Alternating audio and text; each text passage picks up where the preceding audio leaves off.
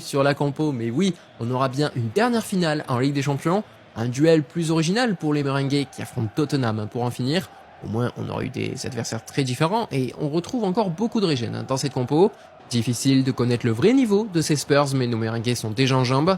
C'est Bellingham qui tente sa chance, mais cette frappe passe juste à côté. Le Real domine et pose beaucoup de problèmes à ces Spurs, notamment sur les corners. Cette fois, c'est Camarda qui s'essaye, mais cette tête fuit le cadre. Encore une fois, il faudra être plus réaliste. Belle première période de ces Merengues, mais il nous manque toujours le but. Et à 0-0, on le sait, ça peut très mal tourner. Attention au piège sur la seconde période. Tottenham commence à y croire, même s'ils sont pas très dangereux. Le Real se sera finalement plus inspiré, peut-être parce que les Spurs nous ont laissé bien plus d'espace.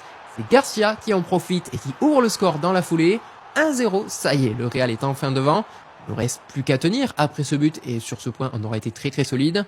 Un Real en plein contrôle et qui se construit une très belle victoire. On s'impose 1-0 contre les Spurs et on termine par un nouveau succès en Ligue des Champions. Ça fait 2 sur 3 malheureusement. L'objectif ne sera pas atteint, mais bon, il y a eu une période de sélection aussi, ce qui a forcément réduit nos chances. On retiendra quand même de très beaux trophées avec Zidane. J'estime que sa carrière de coach est très réussie.